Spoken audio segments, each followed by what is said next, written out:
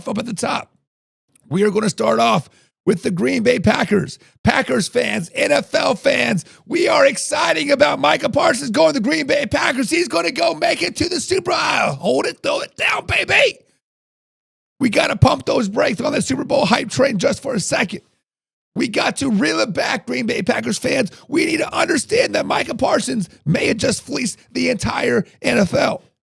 Because as you guys know, Micah Parsons just became the highest non-paid quarterback in NFL history. The guy the Green Bay Packers just gave $188 million to. And it's already dealing with issues, right? He has an L4, L5 face-it joint sprain, a.k.a. he has a hurt back. It's not a rolled ankle. It's not a jammed finger. It's a back injury. And those magically don't go away. What is going on in Green Bay? You guys signed your man. He's getting all the money. We're going to the Super Bowl. Oh, shit, my back hurts. First thing that come to mind, where's that physical? Did you guys not do a physical? Did you not ask him? Did you not ask the obvious question? Like, hey, man, like, how's your back? How's your knees? How's your ankles? Like, how's your hands? Guys, here is the deal. Before Dallas Cowboys shipped out Parsons, they had him on prednisone and physical therapy just to get him moving.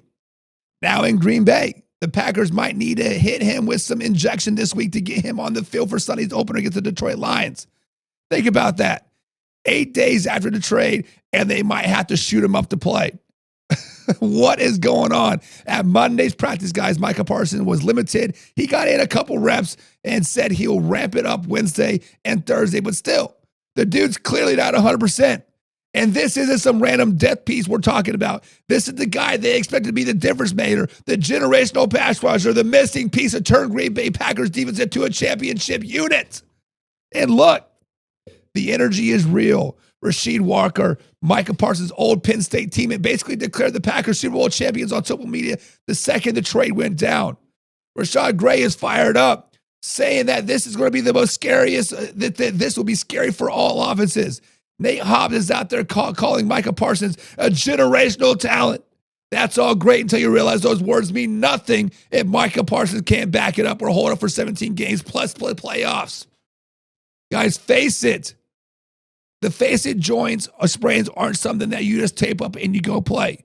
They linger. They flare up. They need consistent treatment day after day, week after week. And for the Packers, who just gave up 2 first-round picks and Kelly Clark, this is a major risk. You don't want to be sitting here week 10 asking, did we just mortgage the future for a guy that can't even stay on the field? Guys, here is my take. If Micah Parsons is healthy, the Packers defense can absolutely be terrifying. No question about it. You bring Micah Parsons as an elite pass rusher. He's not going to stop the run, but he can pass, he can rush the quarterback very, very well. There is no question. But the problem is you don't erase back issues with the fat contract. You don't erase back issues with injections. You don't reach the back issue with just rest. Back issues just don't go away. They're always there. And Green Bay Packers better hope this injection works, because if they're already patching him up before week 1, this is a massive red flag for the season. So let me guys ask you this. Do you guys think Micah Parsons' back issues is going to derail the Packers' Super Bowl hopes, or just a minor speed bump and he'll be dominant once the season gets rolling? Guys, comment down below. This is a live interactive show. I want to hear your thoughts. I want to hear your opinions. And I want to hear you talk about good or bad about Micah Parsons. Guys, subscribe to the channel. Hit the like button. Remember, we are live Monday through Thursday at 9 p.m. East Coast time right here on said platform. But let's get into the comments and see what the people are talking about. Alpha Rob says, let me be very, very clear about this. He says, let me be clear. Let me jump up. Where's the chat overlay? Wrong button. There we go. He says, Micah Parsons is overrated. Like Alpha Rob, I'm not for sure if you can hit the hammer, hit the nail right more, like on the head more clearly. Micah Parsons is arguably the most overrated defensive end, edge rusher, linebacker, whatever category you want to put him in the entire NFL. Guys, I have been telling you this for the last couple seasons. How do you defeat Micah Parsons? Run at the motherfucker. run at him. Run screen passes, run at him. The minute you want to step back and pass it, that's when Micah Parsons becomes dominant.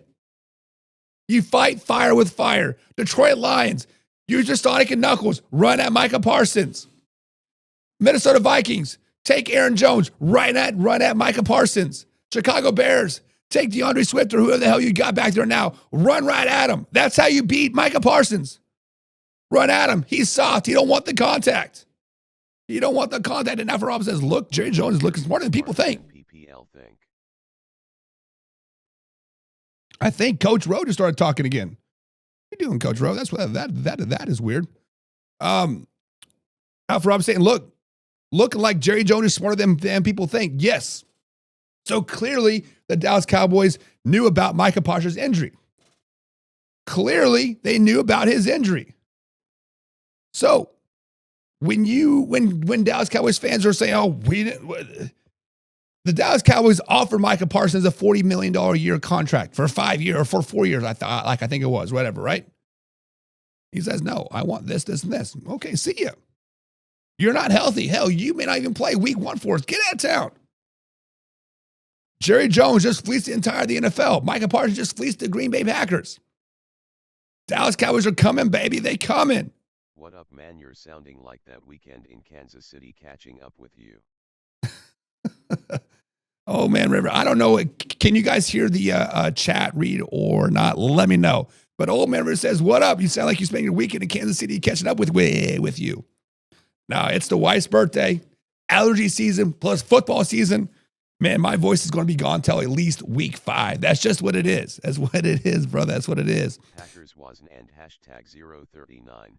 T going to the SB if Parsons is healthy or not. I need to shut that off. We need to shut the sound off. There we go. Maybe that would do it. Will that do it? No offense, Coach Rowe, but we're not listening to you today. My bad, guys. Alfred Rob says the Packers weren't going to go to the Super Bowl even if Parsons is healthy or not. Alfred Rob, you need to slow it down, baby. You need to slow it down, baby. Because if you look at the rundown over here on the right side of our screen, right? See a little thing that says NFC North? The NFC North is wide open. The NFL is wide open. The Green Bay Packers probably had a really good shot of going to the Super Bowl with or without Micah Parsons alike, honestly. Now, honestly, their Super Bowl window was they had room to grow, right? They had room to grow. They had room to flourish. They had room to make it to the promised land, 100%. But on the other side, the minute they signed Micah Parsons to a $188 million deal, that Super Bowl window all of a sudden became like a 2-year window. Let's just be honest. Their Super Bowl window now is slamming shut, just like the 49ers. The minute the 49ers paid Brock Purdy, got rid of old Debo, right? The Super Bowl window shut. Green Bay Packers, you had this big window. Jordan Love's young. Matthew Golden, Jalen Reed, they're all young. Divas is pretty young. Hell, I think they had the youngest team in the NFL for the 3rd year in a row. All of a sudden, he goes, smack, baby. Because you want to give Micah Parsons all this money for a washed up whack job with back injuries now. Green Bay Packers fans, y'all got fleeced. It is what it is. On the surface, I said, hey, both teams won this trade. I like what the Packers are doing. I like the Dallas Cowboys getting 2 first-round picks. As long as Steven and Jerry Jones don't F up those 2 first-round draft picks next year and the year after that, the Dallas Cowboys won this trade hands down. Hands down, they won this trade. Old Man River. Green Bay wild card one says unless they play Dallas. Says the Green Bay Packers. Let me go. I thought I muted that. My bad. Green Bay Packers wild card one and done unless they play Dallas. That is tough. That is tough because for the Green Bay Packers to play the Dallas Cowboys as a wild card, that means the Dallas Cowboys have to win the NFC East. And I'm telling you right now that the Dallas Cowboys are not winning the NFC East. Probably tomorrow, maybe Thursday, We are going to be talking about some type of spoiler or like dark horses from worst to first type of situations. Matter of fact, we're going to talk about the New York Giants coming up here, guys. Do not sleep on the New York Giants. But if the Green Bay Packers play the Dallas Cowboys in the wild card game, well, I guess the Packers could be winning the NFC North and the Cowboys play the wild card game. Like, whatever, right? I guess that could happen. But if the Dallas Cowboys make the playoffs, they're going Super Bowl, baby. If the Dallas Cowboys make the Super Bowl, Old Man River, they go into the Super Bowl. Not only are they going to the Super Bowl, they're going to win the Super Bowl. Wrap your head around that, baby. They're going to win the Super Bowl if they make the playoffs. But what are you guys' thoughts? Let me ask you guys this question one more time. Do you think Micah Parsons' back issue is going to derail the Green Bay Packers Super Bowl hopes in 2025/2026? Or just a minor speed bump?